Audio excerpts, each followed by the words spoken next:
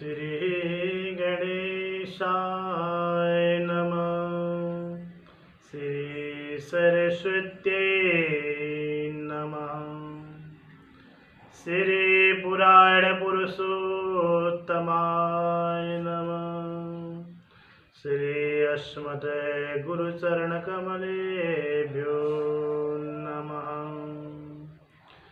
लक्ष्मीनाथ समारम्भां नाथयामुनमध्यमाम् अस्मदाचार्यपर्यन्तां वन्दे गुरुपरम्पराम्। श्रीकान्यकुब्जकुलवारिधिपूर्णचन्द्रम् श्रीरामदेशीयपदाम्बुजभृङ्गराजम् श्रीमं नृसिंहपदपङ्कजचञ्चगरिकं श्रीमाधवं गुरुवरं सततं स्मरामि।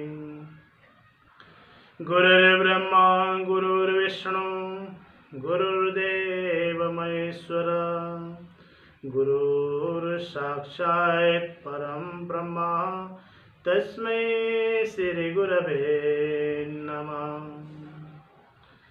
परम मंगलमय परात्पर अखिलेश्वर कारुण वरुणालय भक्तवांछित कल्पतरु राधावर श्री कृष्णचंद्र परमात्मा को शरण में साष्टांग दंडवत प्रणाम गर्दै अर्चनीय पूजनीय सद्गुरुदेव भगवान को शरण में प्रणाम गर्दै भक्तजन समक्ष सत्य सनातन धर्म र ज्ञान को बारे में केही चर्चा गर्न को खातिर उपस्थित भएको छु।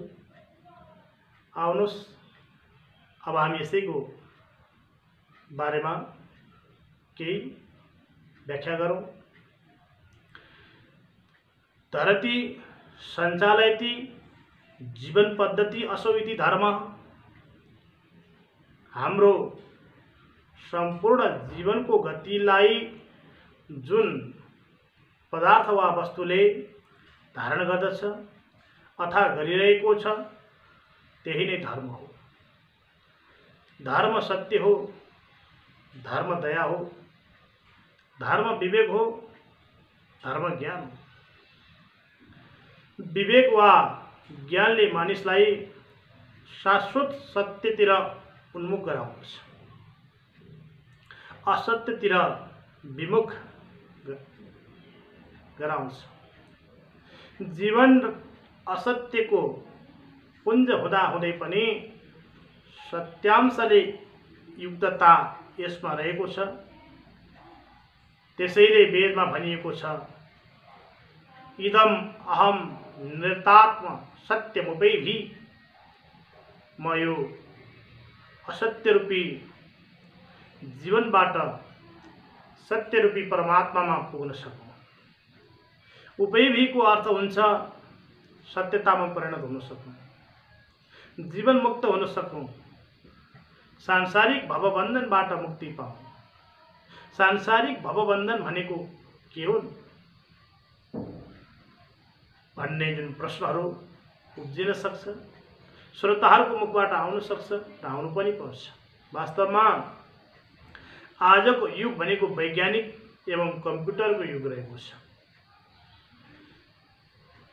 त्यसैले संसार भनेको म, हामी, घर परिवार, रिस उठेको भाइ, प्राणभन्दा पनि प्यारी पत्नी, प्राणेश्वर श्रीमान, पुत्र पुत्री, व्यापार व्यवसाय पनि हो। त्यस्तै गरी झर्के विद्यार्थीदेखि लिएर कर्के अप्सरा पनि हो। अर्थात् यो जीव र ईश्वर बाहेकका साराका सारा भवबन्धन हुन्, डोरी हुन्। यी सबैले हामीलाई नै अल्झाउँछ, स्वतन्त्र भएर भगवानको चिन्तन गर्न दिँदैनन्। जबसम्म हामी स्वतन्त्र रूपमा भगवान को चिंतन गर्दैनौं तबसम्म हामी पति सेवा, पत्नी, छोराछोरीको मायामा बाँधिरहन्छौँ, व्यवसायमा अल्झिरहन्छौँ, खेतीमा मग्न हुन्छौँ। त्यसैगरी पँधेरामा गएर गाग्री भरिसक्दा पनि हामी एक अर्काको कुरा काटिरहेका हुन्छौँ। हामीलाई ज्ञान हुँदैन कि हामीले ल्याएको जुन घैँटो गाग्री भरिसकेको छ त्यो कुरा थाहा नै पाउँदैन। भवबन्धन भनेको भव भनेको संसार हो। स्त्री, पुत्र, आमा, बुबा, व्यापार, बिजनेस रहेका छन्। बन्धन भनेको यिनै वस्तुबाट बाँध्ने र बाँधिने जो काम हो। यसैबाट छुटकारा नपाएसम्म मानिसहरू साधनारत हुन सक्दैन। साधना भनेको जीवलाई शिवमा जोड्ने माध्यम हो। त्यसैले हामी जीवको गति शिवमा निहित रहेको छ। जीवलाई शिवमा जोड्न धर्मको आवश्यकता पर्छ। सज्जनबिन,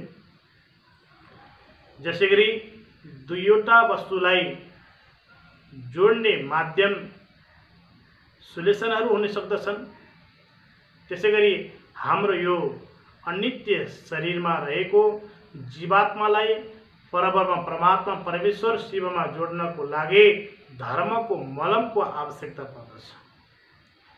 त्यसैले चेतना विशेष ज्ञान भएको मानव जीवनप्रति मात्र केही होइन,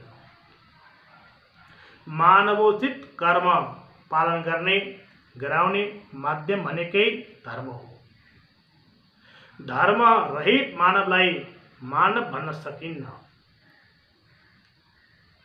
तथ्यलाई पंक्तिहरूले पनि परिणत गरेको पाइन्छ, जसमध्ये भनिन्छ आहार निन्द्रौ। आहार निन्द्राहरू कसले गर्दैन, त्यति टाढा नजाउँ। धनहानि भूमौ पशवश्च गोष्ठे भार्या रूपा सुता शमशाने देयसितायां परलोकमार्गे धर्मानुगच्छति जीवैक। आहार निन्द्रा भयमैथुनं च समानैतद् पशुभिः नराणां। धर्मेण हीना पशुभिः समाना, अथवा धर्मो तेषाम् अधिको विशेष। धर्मेण हीना पशुभिः समाना। यी श्लोकहरूले, यी पंक्तिहरूले हामीलाई यस्तो प्रकारको ज्ञान वितरण गरिरहेको छ कि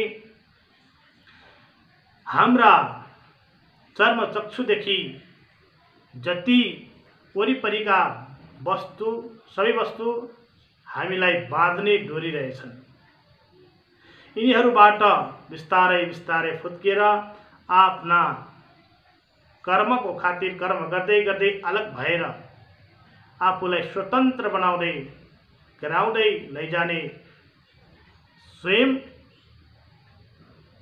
सक्यौं भने मात्र हामी जीवहरू शिवमा अथवा परब्रह्म परमात्मा परमेश्वरमा मिल्न सक्ने रहेछौँ।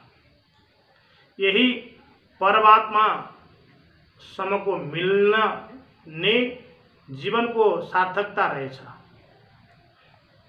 मिल्न नसकुन्जेलको जीवन भनेको सांसारिक जेल रहेछ।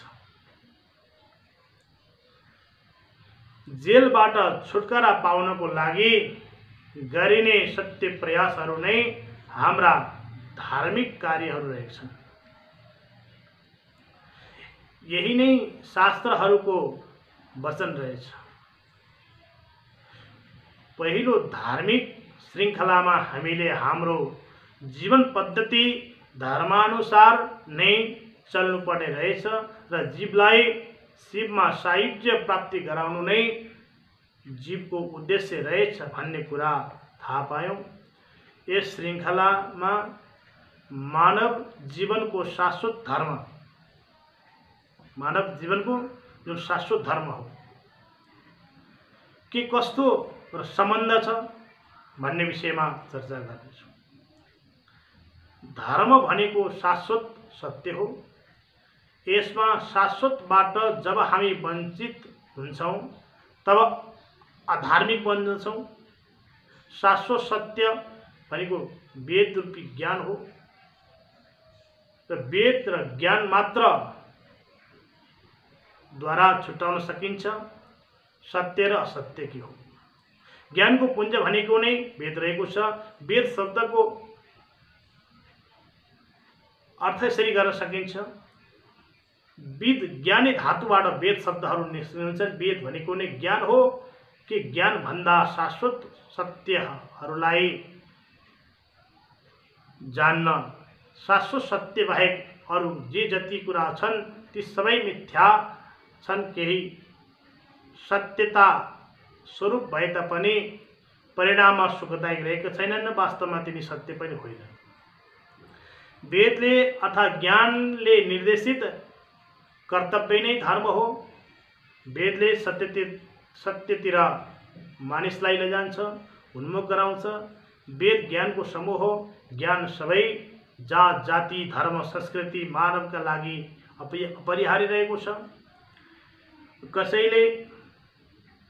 कसैले वेद हिन्दूहरूको मात्र हो भन्दछन् र कसैले गएर वेद केवल बाहुनहरूको मात्र हो भनेर भन्दछन्। यस्तै प्रकारका अनेक प्रकारका चाहिँ चर्चा प्रचर्चा भएको हामी पाउँदछौँ। वास्तवमा न वेद हिन्दूहरूको मात्र हो न वेद ब्राह्मणहरूको मात्र हो। यो वेद त सबैको लागि हो। ज्ञान सबैको लागि हो। ज्ञान बिना कसैको केही काम बन्दैन। त्यसैले ज्ञान सांसारिक सबै प्राणीहरूको लागि रहेको छ। सबै पशुहरूले वेद जान्दैनन् पढ्दैनन्, तर वेद अर्थात् ज्ञान जान्नेको लागि जुन पशु पंक्षीहरू माथि पनि वेद विहित अर्थात् ज्ञान निर्देशित कर्म गर्न जान्नु पर्दछ। सबै प्राणीमाथि दया राख्न सक्नुपर्दछ।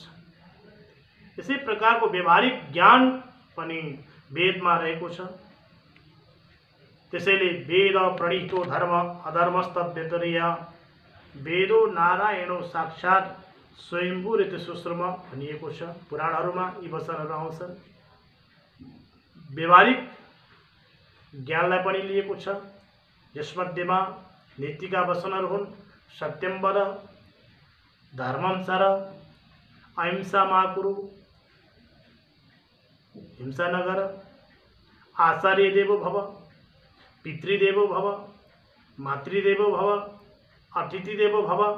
यस्ता प्रकारका जुन वचनहरू रहेका छन्, जीवन यापनका पक्ष र सामानलाई माया गर्ने जुन साना जुन रहेका छन्, आफूभन्दा केही उमेरले जुन साना भएका व्यक्तिहरूलाई माया ममता गर्ने, ठुलाको आदर सत्कार गर्ने, सबैमा परब्रह्म परमात्माले वास गर्नुभएको छ भन्ने जुन भाव राख्ने आदि गरेका जुन कर्म गर्नुपर्छ।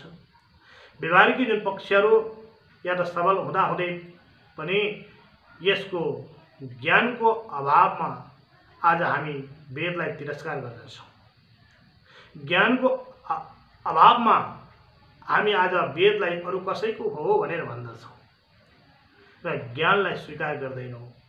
जबसम्म ज्ञानलाई स्वीकार गर्दैनौँ तबसम्म हामी अज्ञानी नै रहन्छौँ। अज्ञानी भयो, ज्ञान प्राप्त गर्न सकेन, भवसागरमा परिरहन्छ। वेदमा भनिन्छ ऋते ज्ञान मुक्ति नभवति। मुक्ति चाहन्छौ ज्ञान प्राप्ति गर, ज्ञान प्राप्ति गरेर नै भवसागर तर्न सकिन्छ। तसर्थ अनेक प्रकारका जुन कर्म गर्ने क्रममा जुन ज्ञान सर्वोपरि रहेको छ। ज्ञान पैसाबाट पाइँदैन, ज्ञान देखेर मिल्दैन। ज्ञान सद्गुरुदेवको सान्निध्यमा रहेर गुरुलाई प्रफुल्लित तुलाएर ज्ञान प्राप्त गर्न सकिन्छ। त्यसैले सत्य सनातन धर्ममा रहौँ, ज्ञान प्राप्त गरौँ, आफ्नो जीवनलाई धन्य तुलाउँ। म यही वचन यहाँहरू समक्ष राख्न चाहन्छु। ओम सर्वे भवन्तु सुखिनः, सर्वे सन्तु निरामया, सर्वे भद्राणि पश्यन्तु, मा कश्चित् दुःखभाग् जन। ओम शान्ति, ओम शान्ति, ओम शान्ति। हरि ओम।